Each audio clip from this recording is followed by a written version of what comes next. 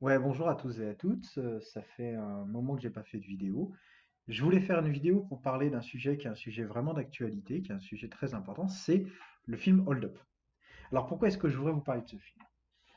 Déjà, ce film, c'est un film qui a fait couler beaucoup d'encre par rapport effectivement à la véracité des faits qui sont évoqués dedans.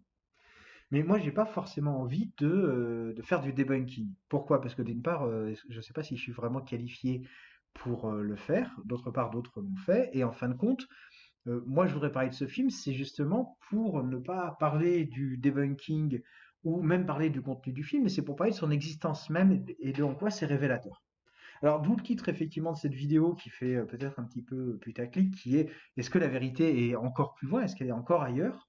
Eh bien, oui, effectivement, quand on regarde le film Hold Up, c'est important de le replacer dans un contexte.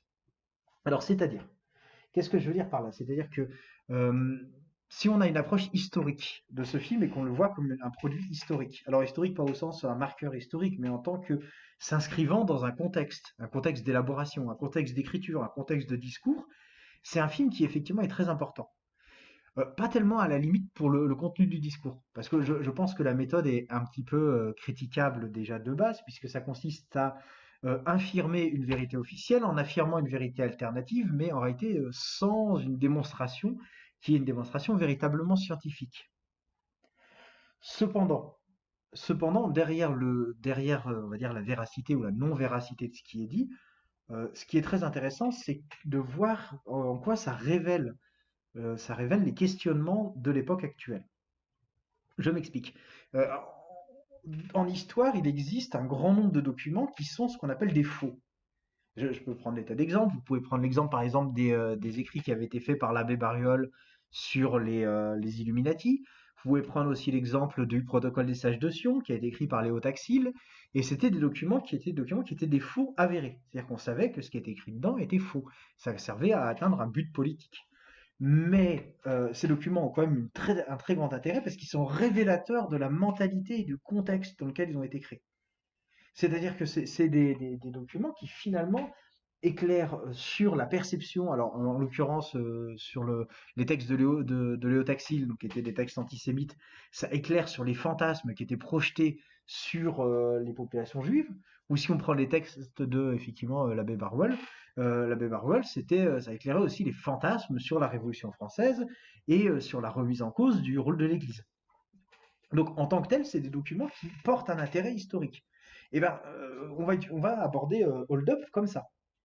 Hold Up, en réalité, à la limite, j'ai envie de vous dire, peu importe ce qui est dit dedans est vrai ou ce qui est dit dedans n'est pas vrai, ce que ça révèle, c'est que ça révèle une véritable crise de confiance envers les institutions. C'est surtout ça que ça révèle, c'est-à-dire qu'il y a un déficit de confiance en, d'une part, la science et de l'autre côté, dans la parole politique. Et c'est ça qu'à mon avis est intéressant d'analyser.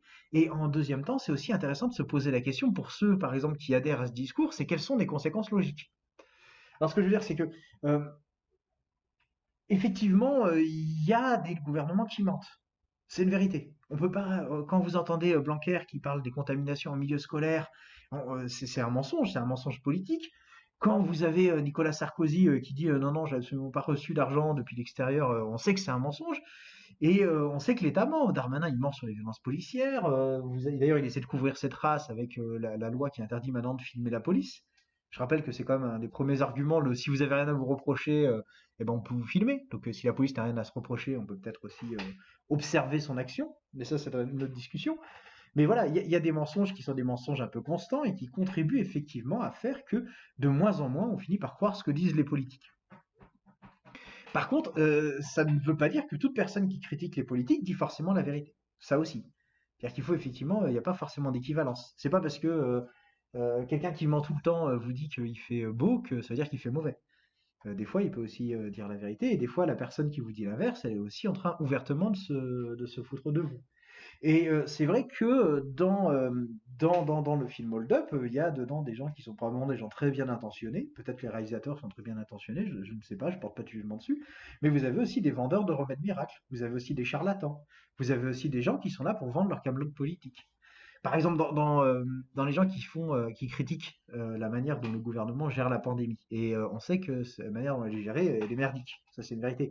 Mais dedans, vous avez des gens qui, par exemple, sont en réalité, n'ont absolument aucune position sur cette pandémie et se contentent juste de rester dans une position critique, enfin de critique, de dénonciation, mais pas de dénonciation d'un autre mode de fonctionnement, dans le simple but d'espérer gagner des élections. Et de même, vous en avez qui jouent aussi très fortement sur cette crise de confiance pour espérer faire grandir leur famille politique. Alors vous en avez, moi je peux prendre des exemples effectivement qui sont assez drôles, parce que parmi les gens que j'ai pu voir sur des groupes de gilets jaunes qui étaient mis en avant comme étant des solutions politiques, bah, j'ai vu par exemple Dupont-Aignan. Alors Dupont-Aignan, c'est un cas particulièrement humoristique, parce que dès qu'il parle, déjà c'est pas forcément pour dire des trucs très très intelligents, mais surtout quand vous regardez le personnage, quand vous regardez sa famille politique, et quand vous regardez les liens avec, je veux dire quand Dupont-Aignan par exemple il parle, je sais pas, de l'islam radical, ça prête à sourire, parce que c'est quand même le chef d'un parti qui est allié avec le parti d'Erdogan. Ils sont dans la même famille politique. Vous pouvez regarder sur Wikipédia, vous regardez dans quelle ligue internationale européenne est debout la France, et vous verrez que dedans vous avez AKP, Justice et Vérité. Donc voilà. Il y en a qui pensent par exemple que ça va être la fratrie Le Pen. Alors moi, je suis vachement rassuré de savoir que la lutte anti-système, elle se base sur des gens qui sont quand même à la tête du parti qui a le plus d'élus condamnés pour corruption ou pour détournement ou pour voilà. Donc quelque part, je me dis, il y a peut-être un problème dans la définition de la solution. Ou alors il y en a d'autres qui font même appel à l'armée, et je veux dire, avoir par exemple le général de Villiers qui apparaît, sachant que c'est un aristocrate, le voir lui comme personnage anti-système, ça aussi, ça prête un petit peu à sourire. Mais alors, c'est vrai que d'autres solutions sont des solutions qui ne sont pas forcément beaucoup plus porteuses. Je veux dire, par exemple, la solution, ce serait quoi à la limite face à cette pandémie? Ce serait voter Parti socialiste. Alors effectivement, si c'est voter pour être trahi à nouveau et pour avoir une situation sociale encore pire à la fin d'un mandat de 5 ans, oui, effectivement, il y a de quoi se poser des questions. Mais alors, ce que je veux dire, c'est voilà. Si on regarde ce documentaire, si on se dit, mon Dieu, c'est horrible, il y a des mensonges partout, il y a des conspirations partout, il y a des complots partout, à la limite, pourquoi pas. Mais la question, c'est qu'est-ce qu'il faut faire? Et ben, en fait, c'est vraiment ça la question. Je veux dire, si on a un déficit de confiance envers l'État, si on a un déficit de confiance qui est légitime, hein, ce déficit de confiance envers les institutions, et ben, la question, c'est faire quoi? Et ben, faut déjà, je pense qu'il faut un moment, il faut être cohérent. C'est que déjà, l'état dans lequel on est, on le sait, c'est vérifiable. Vous pouvez effectivement, je ne veux pas dire faire vos propres recherches, mais ouvrez même un manuel scolaire. Ouvrez simplement un manuel scolaire. L'état tel qu'il a été construit, c'est un état qui sert une cause. Et cette cause, c'est maintenir le système d'exploitation tel qu'il est. Il faut qu'il soit le plus, d'ailleurs, le plus efficace et le plus fluide, on va dire, possible. C'est d'ailleurs pour ça que, en réalité, moi, je pense que le gouvernement, même s'il dit n'importe quoi, même s'il fait des trucs idiots, il essaie vraiment de lutter contre la pandémie. Pourquoi? Parce qu'en fait, c'est pas du tout l'intérêt des gens qui sont véritablement les maîtres d'œuvre, c'est-à-dire la grande bourgeoisie. Alors, il n'est pas démocratique. Il est absolument pas démocratique. Et il n'est pas fait pour être démocratique. C'est-à-dire, par exemple, est-ce qu'on va voter sur les occupations militaires que fait la France? Est-ce qu'on vote sur ce genre de choses? Non, absolument pas. Pourquoi? Parce que c'est tellement important, tellement essentiel qu'on ait l'uranium du Niger, qu'on travaille avec la junte birmane, par exemple, qui commet un génocide à l'heure actuelle, que bah, on va jamais voter là-dessus. Ça serait fou, ça serait de la folie furieuse de voter là-dessus, d'oser laisser passer la démocratie sur les intérêts qui sont si stratégiques pour l'État. Voilà. Et on voit aussi que dans notre pays, il y a des gens qui ont des passe-droits. Des gens comme Balkany, des gens comme Sarkozy, qui n'ont pas les mêmes lois que nous. Benalla aussi, c'est un bon exemple.